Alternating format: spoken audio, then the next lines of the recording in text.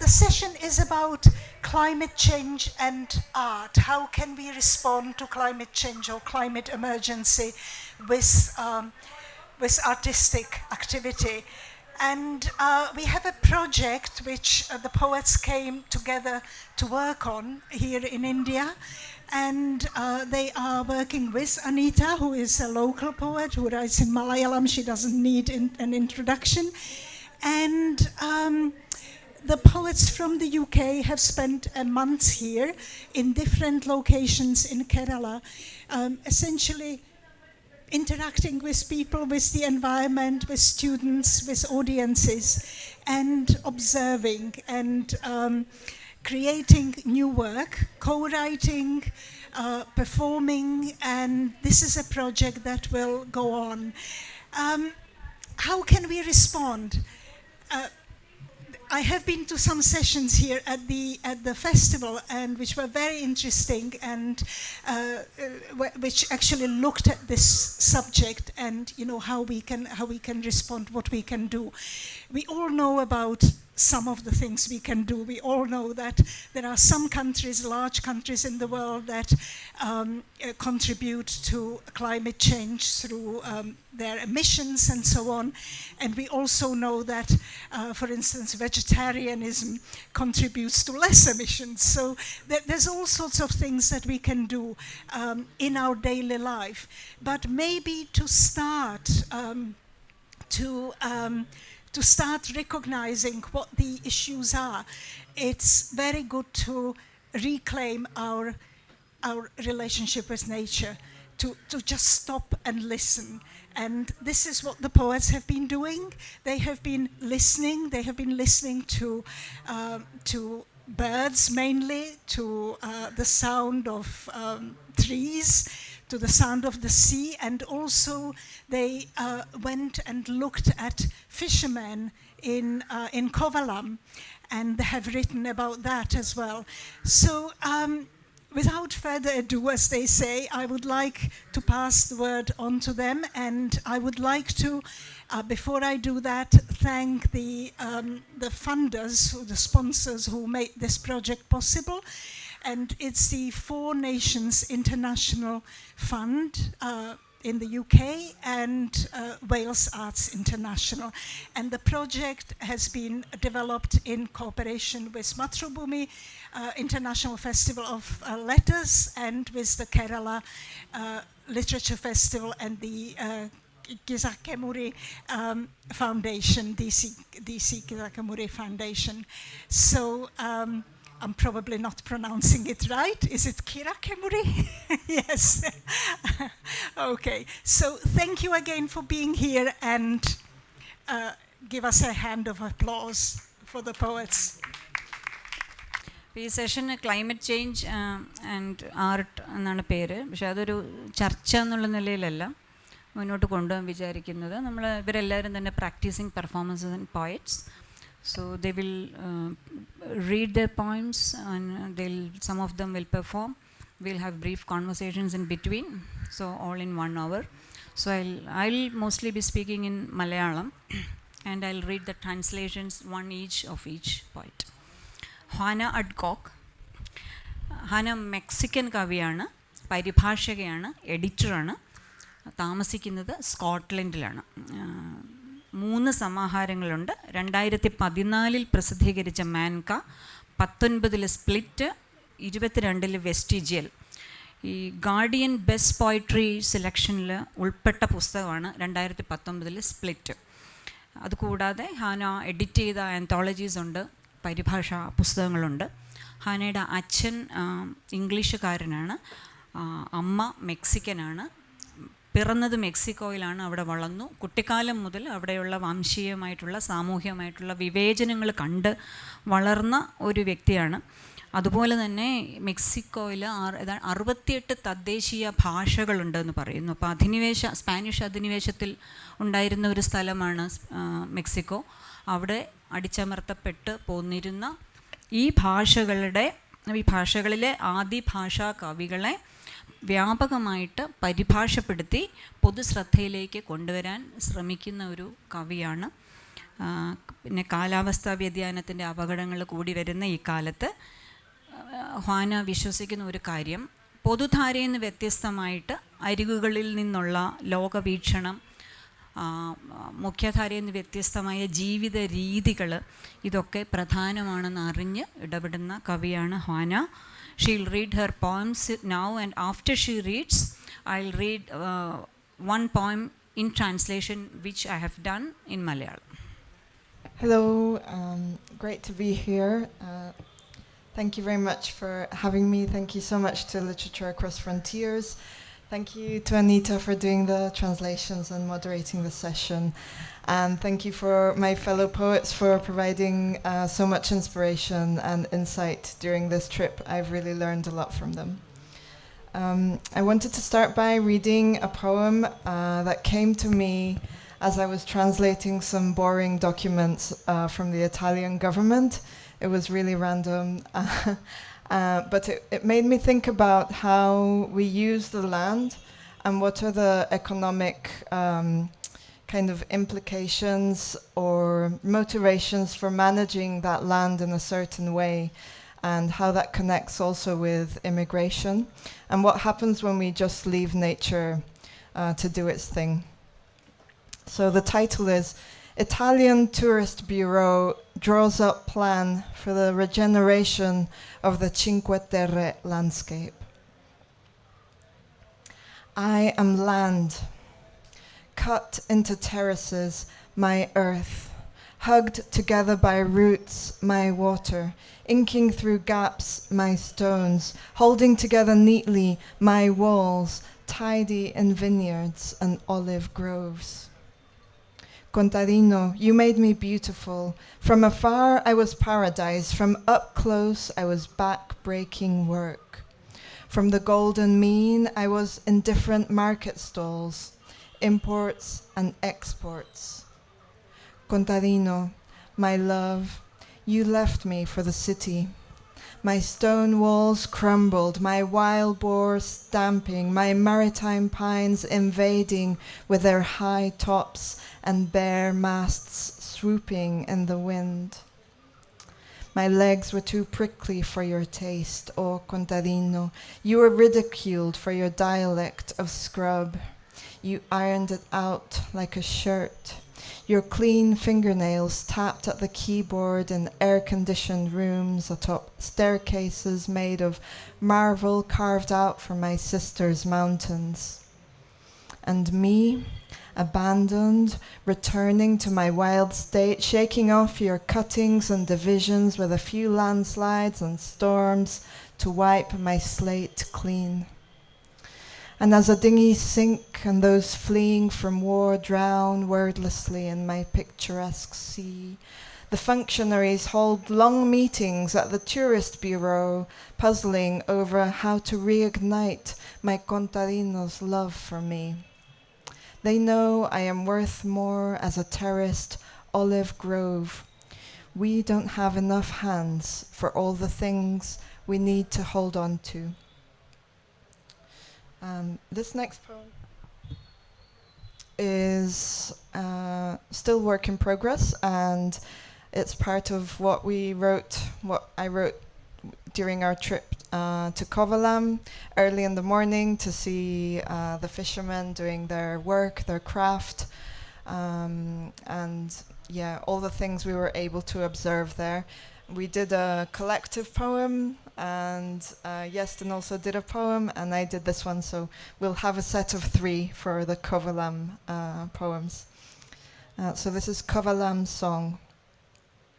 Gazing at Yemen over the Arabian Sea, trying to widen my vision, moving across as well as deep into the ocean floor in a cross-section dissecting layers of history and trade routes. Who keeps who under, while in my mouth the flavor of spices stacked onto each other in intricate cascading geometries and millennia of herbal knowledge wrapped neatly into banana leaf parcels, telling me of how much I am yet to understand. What do the fishermen of Kovalam and the free radicals have in common? What does the increase in demand and the dwindling fish landings share with a pair of gelatinous eyes? Faith and fear rebranded as terror and banned by those in power because it is too terrifying to see the suffering.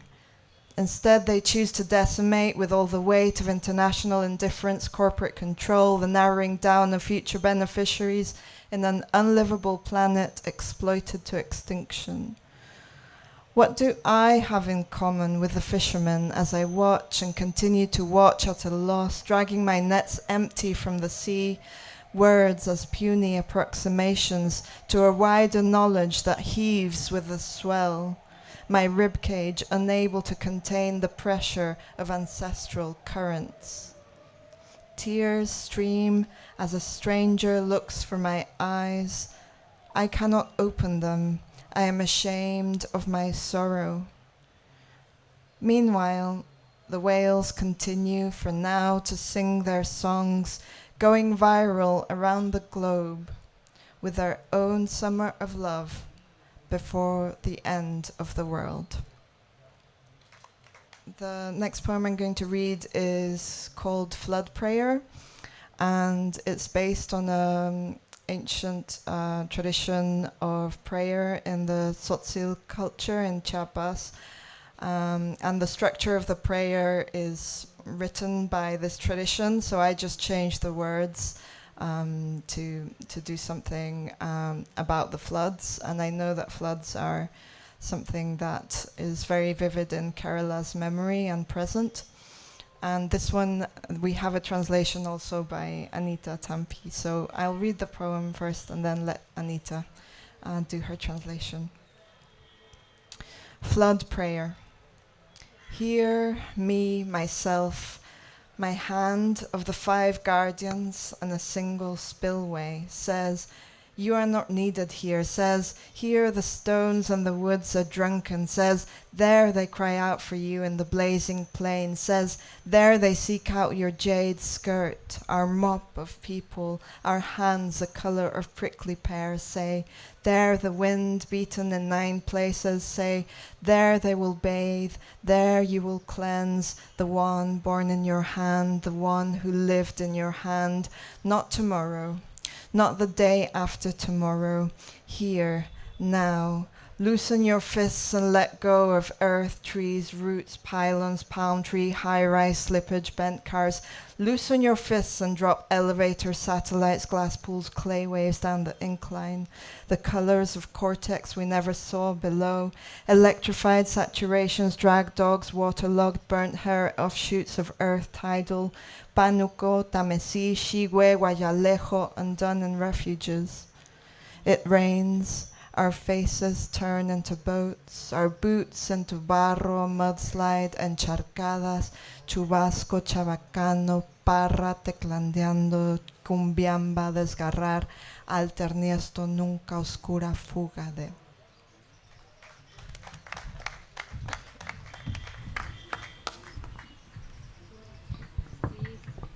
ഈ കവിത പ്രളയ പ്രാർത്ഥന, flood prayer, പ്രളയ പ്രാർത്ഥന എന്നാണ് മലയാളത്തിൽ പരിഭാഷപ്പെടുത്തിയിട്ടുള്ളത്. നമ്മൾ 2018 കേരളത്തിലെ പ്രളയത്തിനെ നേരെ ഓർമ്മിപ്പിക്കുന്ന ഒരു കവിതയാണ്. ഇതിൽ ഈ മെക്സിക്കോയിലെ ചപ്പസ് എന്ന സ്ഥലത്തെ ആദി ജനങ്ങൾ ചൊല്ലാറുള്ള ഒരു തരം ഉച്ചാടന പ്രാർത്ഥനയുടെ രൂപത്തിലാണ് ഈ കവിത എഴുതിയിട്ടുള്ളത്. ഈ മഴയോടോ കാറ്റോടോ ഒക്കെ ഒഴിഞ്ഞു പോ എന്ന് പറഞ്ഞിട്ട് ചൊല്ലുന്ന ഒരു പ്രാർത്ഥനയാണ് പ്രളയ പ്രാർത്ഥന. ഇതാ ഞാൻ തന്നെ, എൻ്റെ കയ്യ് 5 കാവലാളുകളുടേത്, ഒരൊറ്റ സ്പിൽവേ ഉച്ചത്തിൽ ചൊല്ലുന്നു, നിന്നെ ഇവിടെ വേണ്ട, ചൊല്ലുന്നു ഇവിടെ കല്ലും മരങ്ങളും കുടിച്ചു കുന്തം മറിഞ്ഞു പോയി, ചൊല്ലുന്നു അവിടെ കാളുന്ന സമതലങ്ങളിൽ അവർ നിന്നെ വിളിച്ച് കരയുകയാണ്, ചൊല്ലുന്നു അവരവിടെ നിന്റെ ഞൊറിപ്പാവാട തിരയുകയാണ്. ചവറുവാരികൾ ഞങ്ങളുടെ കൈകൾക്ക് കള്ളിമുള്ളിൻ്റെ നിറം, ചൊല്ലുന്നു അവിടെ 9 ഇടങ്ങളിൽ കാറ്റ് തല്ലി അലച്ചു വീണു. ചൊല്ലുന്നു നിന്റെ കൈകളിൽ പിറന്നവരെ, നിന്റെ കൈകളിൽ വളർന്നവരെ, അവരെ നീ കുളിപ്പിച്ചെടുക്കും, വെടിപ്പാക്കിയെടുക്കും. നാളെയല്ല, മറ്റന്നാളല്ല, ഇവിടെ, ഇപ്പോൾ. കൈപ്പിടികൾ വിടർത്തി വിടുവിക്ക്. മണ്ണ്, മരങ്ങൾ, വേരുകൾ, പെരുന്തൂണുകൾ, പനമരങ്ങൾ, തെന്നുന്ന എടുപ്പുകൾ, ചളുങ്ങിയ കാറുകൾ. കൈപ്പിടികൾ വിടർത്തി വീഴ്ത്ത്. എലിവേറ്ററുകൾ, സാറ്റലൈറ്റുകൾ, ചില്ലുകൾ, കുളങ്ങൾ, ചെളി ചെരിഞ്ഞിറങ്ങുന്ന തിരകൾ, കീഴേ കണ്ടിട്ടില്ലാത്ത പുറന്തൊലി നിറങ്ങൾ. വൈദ്യുത വ്യാപനം വലിച്ചുകൊണ്ടു പോകുന്ന നായകൾ, വെള്ളം കെട്ടിയ കരിഞ്ഞ രോമം, മണ്ണിലെ വേലിയേറ്റത്തിൻ്റെ മുകുളങ്ങൾ. പാനുക്കോ തമസി ഷിഹേ ഗ്വായലഹോ, അഭയങ്ങളിൽ നിന്ന് ഒഴിഞ്ഞുപോ. മഴ പെയ്യുന്നു, നമ്മുടെ മുഖങ്ങൾ തോണികളായി മാറുന്നു. ബൂട്ടുകൾ കുഴമണ്ണിടിച്ചിലിൽ പുതയുന്നു. എഞ്ചർക്കാദസ് ചുബാസ്കോ ചബക്കാനോ പാറ തൊക്ലദയാന്തോ കുമ്പിയാമ്പ ദസ്കരാർ ആൽത്തർ നിയസ്തോ നൂൻക ഓസ്കുറ ഫുഗാദേ. Thank you. I would like to ask Juana a question. Actually, it's not a question. It has been part of a conversation which we have been having. So you are deeply interested in Mexico's, original languages and the importance of connecting, or rather reconnecting with them. Connecting with the poets, translating and bringing them into the larger reading. So, see, in Kerala, I think this is a universal trend. If you look at, Australia, America, and many other parts of the world, people are doing it. So, I think in Kerala, so we are able to say Malayalam poetry.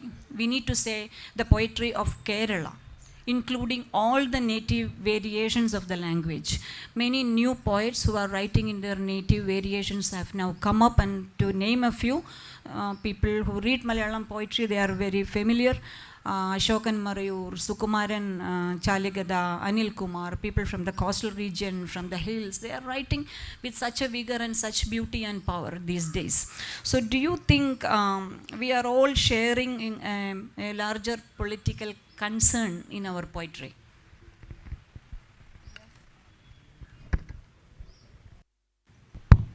Yeah, absolutely. And I think it's particularly relevant in terms of climate change, because it's been shown that the areas in the world with the greatest biodiversity are also the ones that have the greatest linguistic diversity.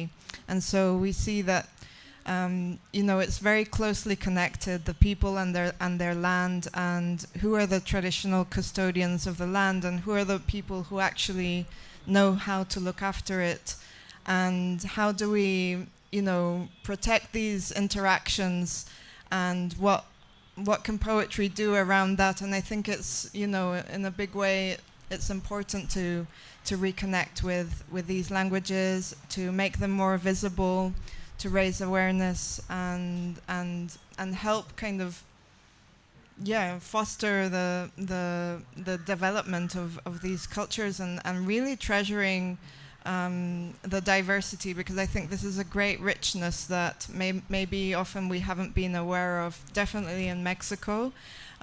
For example, literature written in native languages, in indigenous languages, was never really published. There were no awards, there was no financial support from the Arts Council, there was nothing. It was completely marginalized, and it's only in the last 10 years or so that this has started to change, and I hope that together we can keep changing it and keep increasing the awareness. Thank you, Juana. So we would like to speak to you for a longer time, but we have the limitation of the session timing. So we will move to Iestyn Tyne എന്നാണ് അദ്ദേഹത്തിൻ്റെ മുഴുവൻ പേര്. ഈ Welsh ഭാഷയിലെ പേരുകൾ ഉച്ചരിക്കുന്നത് വലിയ പ്രയാസമാണ്. ചില ശബ്ദങ്ങൾ നമ്മുടെ ഭാഷയിൽ ഇല്ല. ഞാൻ എഴുതിയെടുത്ത് അദ്ദേഹത്തോടൊപ്പം ഇരുന്ന് പഠിച്ചതാണ്. Iestyn Tyne. Am I right, Iestyn? Did I pronounce you correctly? Tyne? Yes, almost. Iestyn കവിയാണ്, എഴുത്തുകാരനാണ്, പരിഭാഷകനാണ്, സംഗീതകാരനുമാണ്. വാസ്തവത്തിൽ ഇവിടെ ഇരിക്കുന്ന എല്ലാ ആളുകളും ഒരു തരത്തിലല്ലെങ്കിൽ വേറൊരു തരത്തിൽ സംഗീതവുമായിട്ട് ബന്ധപ്പെട്ടവർ കൂടിയാണ്, മ്യൂസീഷ്യൻസാണ് in some one way or other. Iestyn Welsh ഭാഷയിലാണ് എഴുതുന്നത്. അദ്ദേഹത്തിൻ്റെ ഒരു പ്രധാന വിഷയം എന്ന് പറയുന്നത് ഇടം എന്നാണ്, സ്പേസ് എന്ന് പറയുന്നതാണ്. അതായത് എന്താണ് സ്പേസ് എന്ന് നമ്മൾ കാണുന്നത്, ഏതൊക്കെ തരം ഇടങ്ങളാണുള്ളത്, ഈ ഇടങ്ങളോട് നമ്മൾ എങ്ങനെയാണ് ഇടപെടുന്നത്, അതുപോലെ നമ്മളെ അതെങ്ങനെയാണ് ബാധിക്കുന്നത്, നമ്മളെ എങ്ങനെയാണ് നമ്മൾ ഇടപെടുന്ന ഇടങ്ങൾ മാറ്റി തീർക്കുന്നത്, ഇതൊക്കെയാണ് അദ്ദേഹത്തിൻ്റെ അന്വേഷണത്തിൻ്റെ ഒരു പ്രധാനപ്പെട്ട മേഖല. അദ്ദേഹം വടക്കൻ വെയിൽസിലെ ഖൈർ നെർവോൺ എന്ന് പറയുന്ന ഈ വെൽഷ് ഭാഷയെക്കുറിച്ച് പണ്ടൊരു കഥയുണ്ട്. ഗാന്ധി ഒരാളെ പരിചയപ്പെടുത്തിയപ്പോൾ ചോദിച്ചു എന്ന്, അദ്ദേഹം ഇന്ത്യക്കാർ സംസാരിക്കുന്ന പോലെ ഇംഗ്ലീഷ് പറയുന്ന ആളല്ലേ എന്ന്. അപ്പോൾ ഈ ഉച്ചാരണപരമായിട്ട് വെൽഷ് വേറൊരു ഭാഷാ കുടുംബമാണ്, കെൽറ്റിക് ഭാഷാ കുടുംബത്തിൽപ്പെടുന്ന ഭാഷയാണ്, ഇംഗ്ലീഷുമായിട്ട് അല്ല കൂടുതൽ ബന്ധം. അദ്ദേഹം ഈ തീരദേശത്താണ്, അദ്ദേഹത്തിൻ്റെ താമസിക്കുന്ന പട്ടണം ഒരു തീരദേശ പട്ടണമാണ്. അദ്ദേഹം കേരളത്തിൽ ചെലവഴിച്ച കുറച്ച് ആഴ്ചകളിൽ എന്താണ് ഇവിടെ ശ്രദ്ധിച്ച ഒരു കാര്യം എന്ന് ഞാൻ ചോദിച്ചപ്പോൾ പറഞ്ഞത്, കേരളത്തിൻ്റെയും അദ്ദേഹം ജീവിക്കുന്ന വെയിൽസിൻ്റെ തീരപ്രദേശവും നേരിടുന്ന പ്രശ്നങ്ങളുടെ ഒരു സമാനതയാണ് ശ്രദ്ധയിൽപ്പെട്ടതെന്നാണ്. I'll ask Iestyn to read his poems, after which I'll read a translation of a very short poem.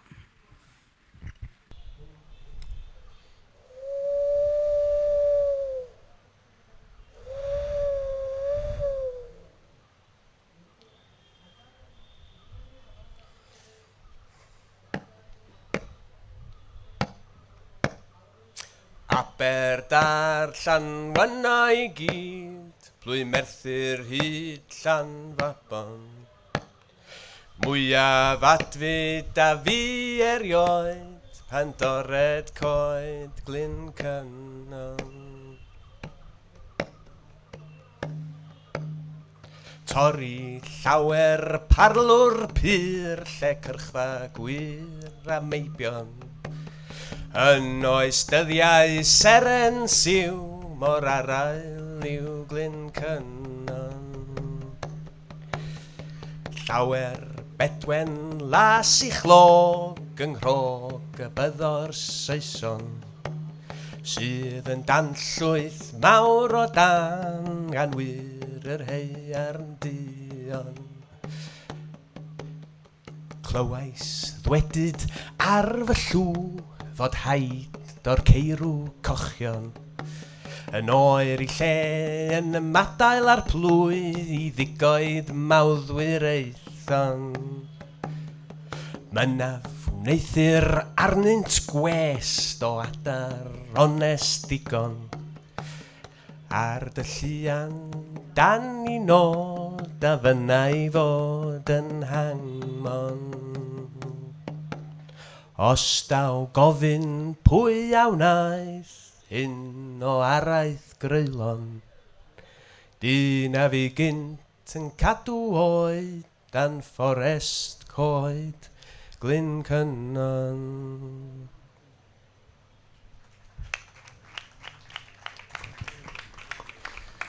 So those words were actually in the Welsh language, but they were also written around 400 years ago, obviously not by me.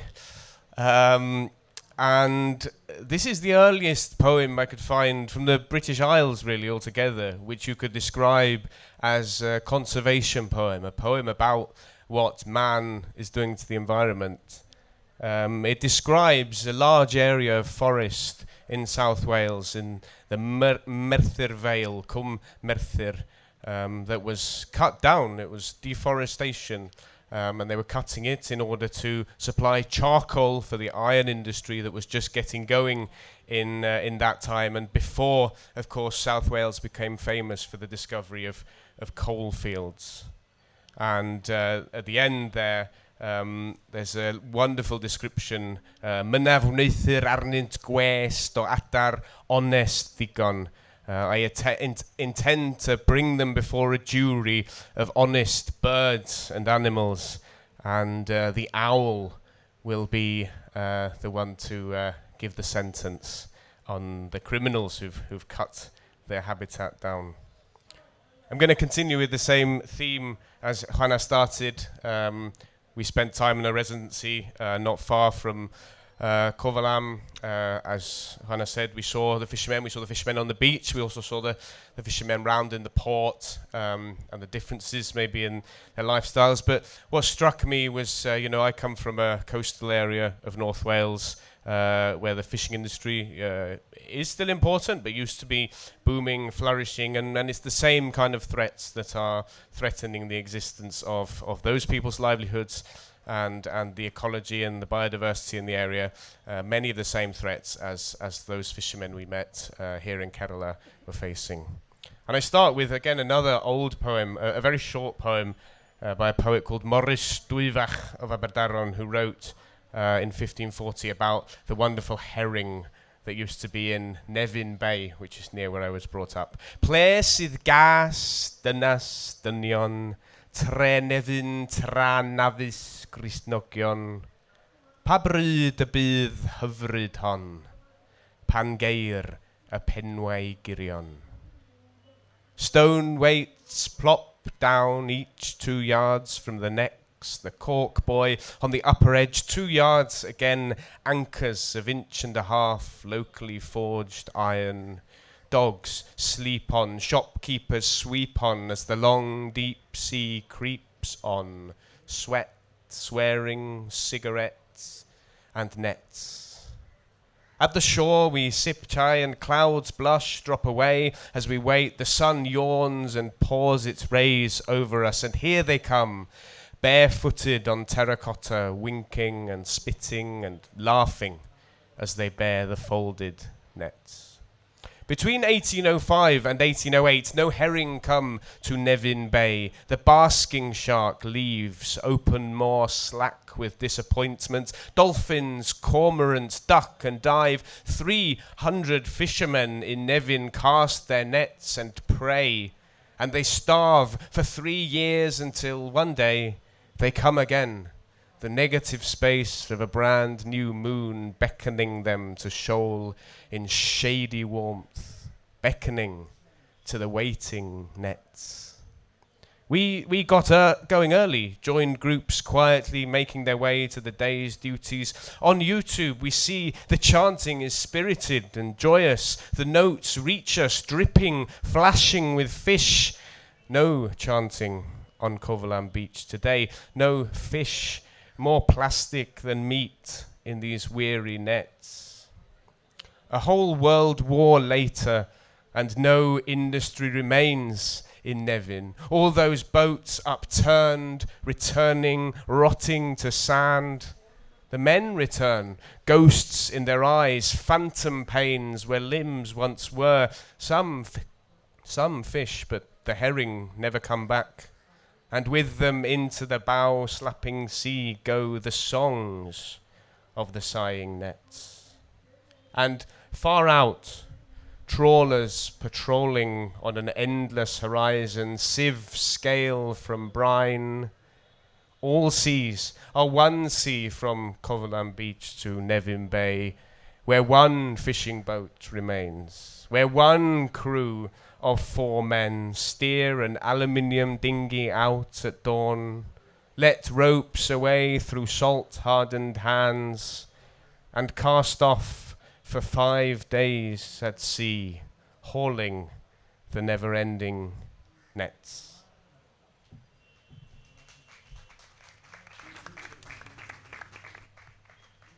And this final poem is the one which Anita will read in a moment in Malayalam.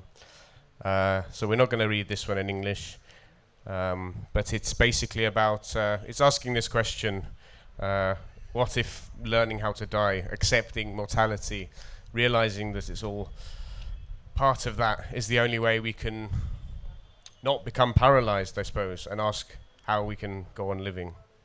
Yn y diwedd, in the end. Yn y diwedd, ar un gangen ir yn y fforest bydredig yn gollwng yr olaf o'i dail. Beth fyddwn yn wyneb y gwirionedd hwnnw? Gall galar a chywilydd fod yn enwau gwahanol ar yr un wylo, a hwyrach ym marnadur munudau olaf y bydd modd o'r diwedd, i grymanu'r corff am onglau'r gwir, taflu dwy fraich am wddf ein terfynoldeb. Hynny a gofyn yn y nos anial ddiwyneb. Beth yw'r awydd hwn sy'n fy nhynnu weithiau i siglo ar ddibyn? Rhwygo fy mrest ar agor a chlywed y rhyferthwyn chwibianu yn ogo fach y galon. Gofyn, beth os mae dysgu sut i farw ydy'r unig ffordd o barhau i fyw. Diolch yn fawr iawn, na ni. In the end എന്ന കവിതയുടെ മലയാള പരിഭാഷയാണ്. ഇത് നമ്മുടെ അസ്തിത്വപരമായ ആധികളെ അഭിസംബോധന ചെയ്യുന്ന ഒരു കവിത എന്ന മട്ടിലാണ് ഞാൻ മനസ്സിലാക്കിയതും പരിഭാഷപ്പെടുത്തിയതും. ഒടുവിൽ അഴുകുന്ന കാട്ടിലെ പച്ച ബാക്കിയായ ഒറ്റച്ചില്ലയും അവസാന ഇല പൊഴിച്ച് കഴിയുമ്പോൾ ആ സത്യത്തിനു മുന്നിൽ നാം എന്തായിത്തീരും?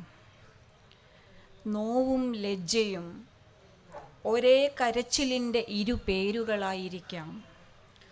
അന്ത്യനിമിഷങ്ങളുടെ വിലാപങ്ങളിലായിരിക്കാം ഒടുക്കം നമുക്ക് ഉടലിനെ സത്യത്തിൻ്റെ വടിവുകളിലേക്ക് ചെത്തിയെടുക്കാൻ കഴിയുക. അന്ത്യനിമിഷങ്ങളുടെ വിലാപങ്ങളിലായിരിക്കാം ഒടുക്കം നമുക്കുടലിനെ സത്യത്തിൻ്റെ വടിവുകളിലേക്ക് ചെത്തിയെടുക്കാൻ കഴിയുക. നമ്മുടെ മർത്യതയുടെ കഴുത്തിൽ കൈചുറ്റാൻ കഴിയുക. അതും പിന്നെ വിജനവും വിമുഖവുമായ രാത്രിയിലേക്ക് ഇങ്ങനെ ചോദിക്കാനും കഴിയുക. അഗാധമായ ഗർത്തത്തിൻ്റെ വക്കിൽ ചെന്നു നിൽക്കെ ചില നേരം എന്നെ ചഞ്ചലമാക്കുന്ന നെഞ്ചുകീറി ഹൃദയത്തിൻ്റെ കൊച്ചറയിൽ ചുളമടിക്കുന്ന കൊടുങ്കാറ്റിന് ചെവിയോർക്കാൻ പ്രേരിപ്പിക്കുന്ന ഈ അഭിവാഞ്ച അതെന്താണ്?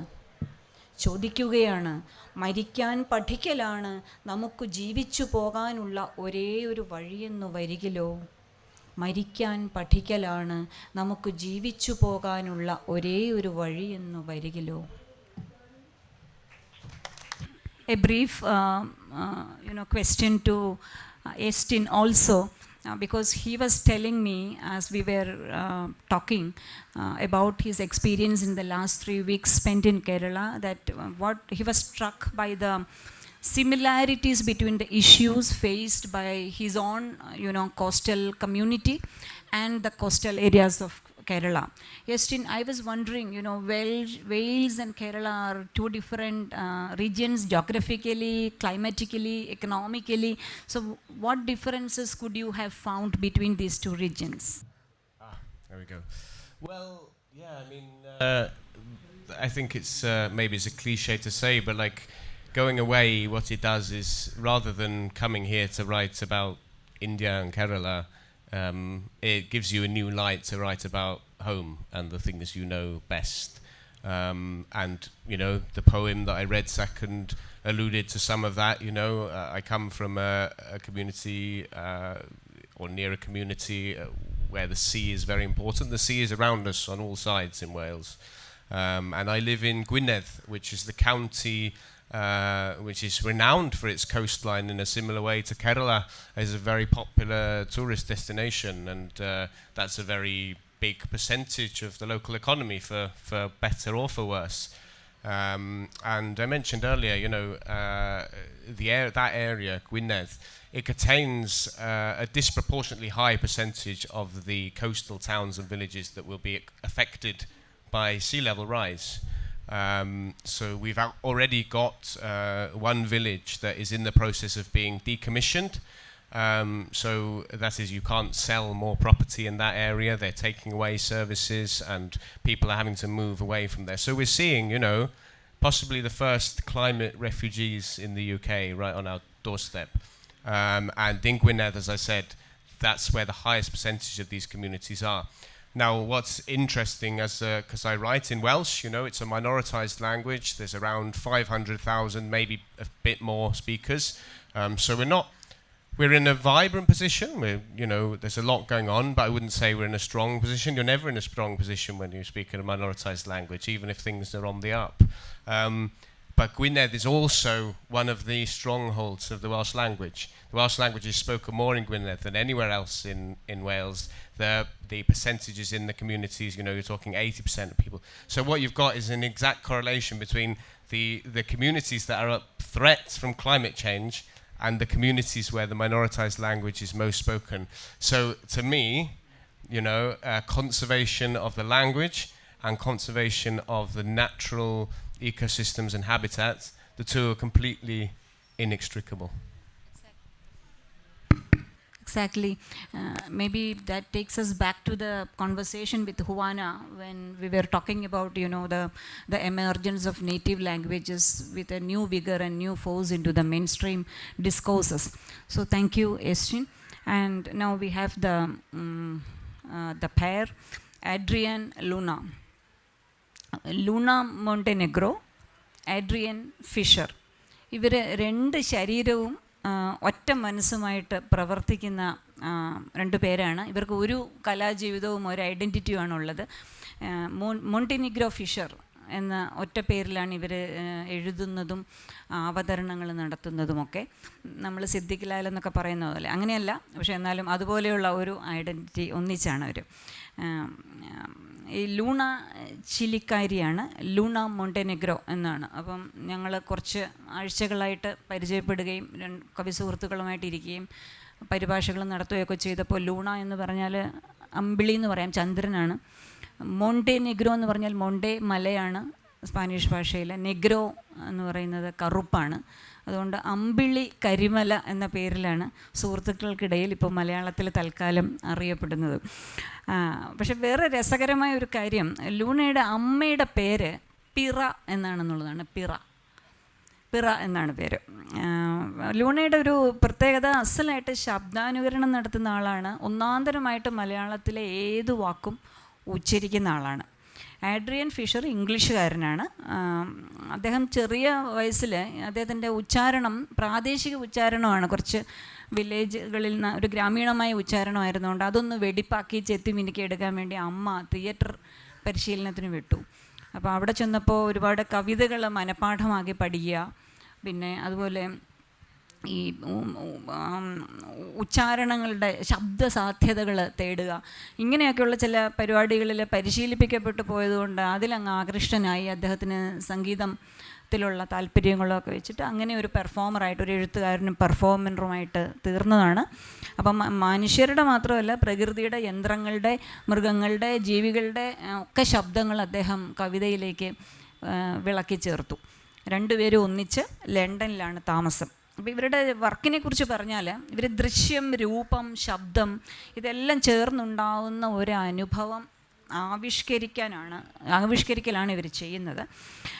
ഈ മനുഷ്യരെന്നും അല്ലെങ്കിൽ മനുഷ്യേതരമായ കാര്യങ്ങളെന്നുള്ള ഒരു വേർതിരിവിനെ കുറിച്ചിട്ടുള്ള ആലോചനകൾ അതിലൂന്നിയിട്ട് പ്രാദേശികത, രാഷ്ട്രീയം, കവിത, സാമൂഹ്യ പരിണാമം തുടങ്ങിയ വിഷയങ്ങളെക്കുറിച്ചിട്ട് ആലോചിച്ചിട്ട് അവർ text, video, visual, sound installations, images ഇതെല്ലാം ഉപയോഗിച്ചിട്ട് ലോകത്തിൻ്റെ പല ഭാഗത്തും, ഈ വെനീസ് ബിനാലെ ഉൾപ്പെടെയുള്ള ലോകത്തിൻ്റെ പല ഭാഗത്തും പെർഫോമൻസ് ചെയ്തിട്ടുണ്ട്, ഇൻസ്റ്റാളേഷൻസ് ചെയ്തിട്ടുണ്ട്. നമ്മളെയൊക്കെ പോലെ അവരുടെ ആഗ്രഹം ലോകത്ത് എല്ലാവരും ചേർന്ന്, എല്ലാറ്റിനും ഒന്നിച്ച് ചേർന്ന് സുസ്ഥിരമായ, സുഖകരമായ ഒരു ജീവിതം സാധ്യമാക്കുക. അങ്ങനെ ഒരു ലോകത്തെക്കുറിച്ചിട്ടുള്ള സ്വപ്നമാണ് അവരും നമ്മളോടൊപ്പം പങ്കുവെക്കുന്നത്. അവർ ഒരു പെർഫോമൻസാണ്. എനിക്ക് തോന്നുന്നു അവർ നേരെ പെർഫോമൻസിലേക്ക് കടക്കട്ടെ, അതിനുശേഷം ഞാൻ പരിഭാഷ വായിക്കാം. ഇവർ ഇപ്പോൾ പെർഫോം ചെയ്യുന്ന ട്രിലോജി എന്ന് പറയുന്ന ഒരു കവിതയുണ്ട്. അത് 3 ഭാഗങ്ങളുള്ള ഒരു കവിതയാണ്. അത് കേരളത്തിൽ യാത്ര ചെയ്ത്, ഇവർ നേരത്തെ കേരളത്തിൽ വന്നിട്ടുണ്ട് കോവിഡിൻ്റെ തൊട്ട് മുമ്പുള്ള കാലത്ത്. അപ്പം ആ ഒരു പീരീഡിൽ കേരളത്തിൽ യാത്ര ചെയ്യുകയും സാധാരണഗതിയിൽ ടൂറിസ്റ്റുകൾ പോകുന്ന അല്ലാത്ത ചില സ്ഥലങ്ങൾ, ഉദാഹരണത്തിന് ഇവർ പോയ ഒരു സ്ഥലം, ഞാൻ ജനിച്ചു വളർന്ന സ്ഥലം മാവേലിക്കരയൊന്നും ആരും പോകാറില്ല. അപ്പോൾ ഇവർ മാവേലിക്കരയൊക്കെ ഇങ്ങനെ വന്ന് പോയി, അതുപോലെയുള്ള വളരെ ഉൾപ്രദേശങ്ങളിലൊക്കെ പോവുകയും അവിടുത്തെ പ്രകൃതിയെയും മനുഷ്യരെയും ഒക്കെ ശ്രദ്ധിക്കുകയും അതിൽ നിന്നുണ്ടായിട്ടുള്ള ഒരു പ്രൊഡക്ഷനാണിത്. ഞാൻ എൻ്റെ പരിഭാഷ വായിക്കുന്ന സമയത്ത് ഞാൻ കൂടുതൽ അതിനെക്കുറിച്ച് പറയാം. Please. Hello. Hello, Hello, hello, hello, hello, hello. hello, hello. Hello, thank you to everyone. It's been a fantastic festival. Thank you to Alexandra Wuchler, who brought us here with Literature Across Frontiers, to our fellow poets, Malayalam poets, Anita, Iestyn, Juana. It's been an incredible time in Kerala. We've been here 1 month, looking at the environment, eating the food, and meeting really beautiful people. Thank you very much. So this poem, as Anita said, is called Trilogy. And it comes from Kerala in many ways.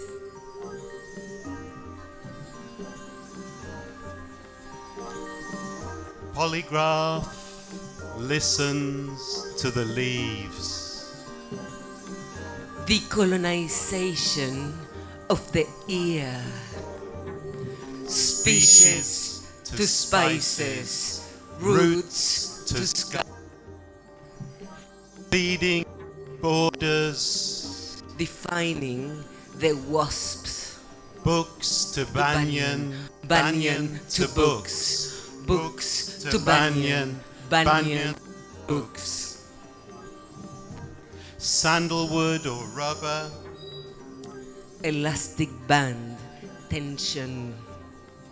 Rome to immediacy, Cow's milk to curd. enlightenment to enrichment, Nutmeg revolution. Pepper powered words. Mustard seed. Holy substances. Soaps and sticks. intravenous organizations, untouchable verbs, Tongue faints from lips. Inner sanctum. munching termite, Formless creation. Dematerialized mind. Dematerialized mind. Dematerialized mind. missed, must miss, Mass control. misleading instructions, Moss or mouse narratives. piercing the volumes, Reach the gods among the tamarind. Reptile to fruit. becoming banana flower chewed by a flying fox, Genital irrigation. Portable karma. Portable karma. Portable karma.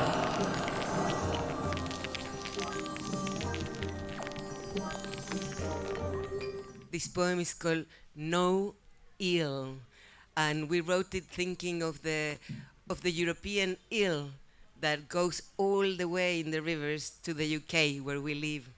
And we were very sad at that time because it's been transforming and we got to be out of Europe. So it has to do with climate change and with other species, but also with political changes that create barriers. And I think if we want to do something about climate change, we do not need those barriers. and some of the words in this poem are from the Anglo-Saxon, so from the roots of modern English. No ill, no eel, No eels, nor pie, nor way, no way, no way, no way. no thing. There is no thing. Things are no thing. Things are nothing. Her story is no thing. Are no thing. No thing is No eels. no zeal. No seal. No, No ale. No ealu. No aluz. No alo. No all. No alumen. No alut. No alu. no alus, no olu, no sorcery, no achik, no e-deals, no ideals, no o-deals, no you deals, no, no feel. No, No is, no. no. No. Welcome. Come ease. All come. Tog e thing. Thing. Numbers. No race, no ism. No race, no ism. No ism. This thing. This tiny thing. Tiny in things. new things. Mute things. Mewings. Happenings. Happenings spread. Flow words. Flow wards. Flow song. Birds fly. Plane flies. Fly, fly. Fruit fly. High, high. That's high. High, high. Higher, higher. High, high. Too high. Can you stop it? Can you stop it? Stop the noise. Defy the linguistic. Egomaniacs. Divided nations.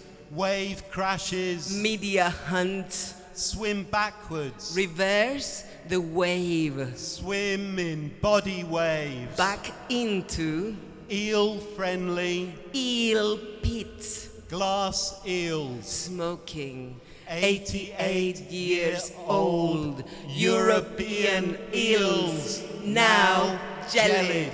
Eel blood. Is a toxic serum. Tin drum. Lap on drift. Cross current. Estuaries. Multicultural reality.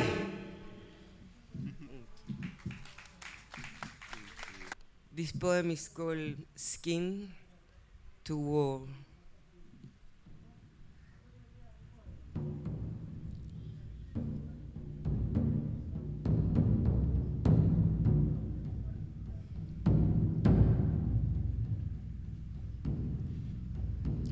From skin to war, back to skin. From skull to Saturn, back to skull. To school, to scales, to the arm of a nation, patchy associations, poached eggs, orienteering, first aid, knots, baked beans, lichen. From skin to war, back to skin. Flesh, holes, burns, out on the streets again. Penetration of membranes, viscosity, ointments, temporary solutions, postcards from the front. Traveling, they become invisible. One day you find them again in a shoebox. With thousands of old color photographs. Forgetting you live here and remotely there. Sometimes you live, sometimes in your skin. For protection, regulation, sensation. Sometimes in a box.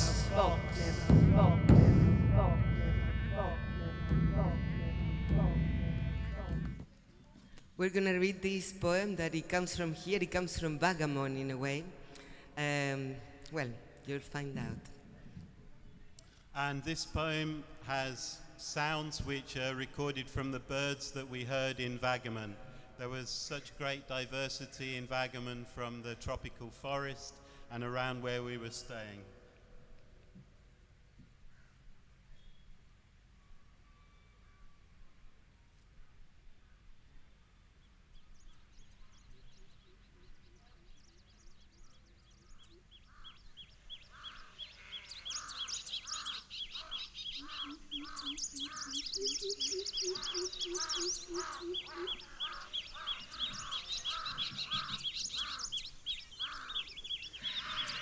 tulsi, turmeric, Karingali, Caribellum, mash it, squash it, mash it, squash it, grind it, mix it to a paste. Dasamani, Far from the hospital, wood of Patimukan, bark, water, bark, Himalayan cherry tree, soothing the stomach.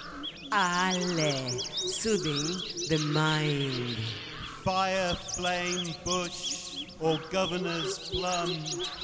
Poison devil tree for cobra. Tropical Forest forest danger. Infinite healing potential.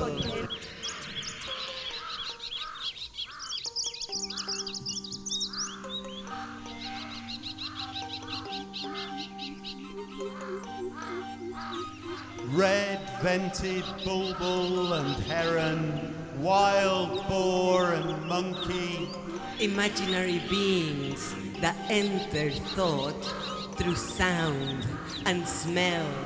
A colourful dream population, swimming into words. Into curly script and sonic letters. Aspirate the present, future, past. Engage with the intimate and far away universe. Digesting the forest with your fingertips, licking them in private. Unlike eating from supermarkets and licking your plate in public. A melody of bird songs. Sinks into a rhapsody of insects. Nestling in your ear. Common and otherworldly. Uttering responses. To unknown calls. Brain waves shaped by the evening cool. Asparagus racemosus, solanum angivi, desmodium gangeticum, piper longum.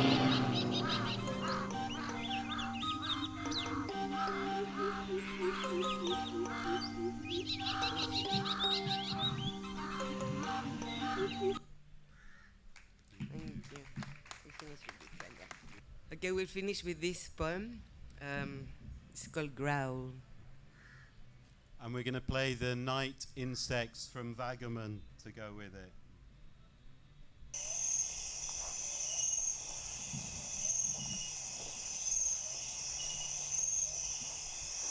Wild as wandering, walk as protest or wake, industrial waste installation, a wasp approaching your nose, the world about to be wiped out, wild as wolf, as winter, wild growl, cow-like free roaming, burning over midnight, over the bridge, over the eye, over the equinox, over the doormat, over the thin tissues separating semblance, grasped in the sacrificial, fermentation to temptation, escape all in once, wild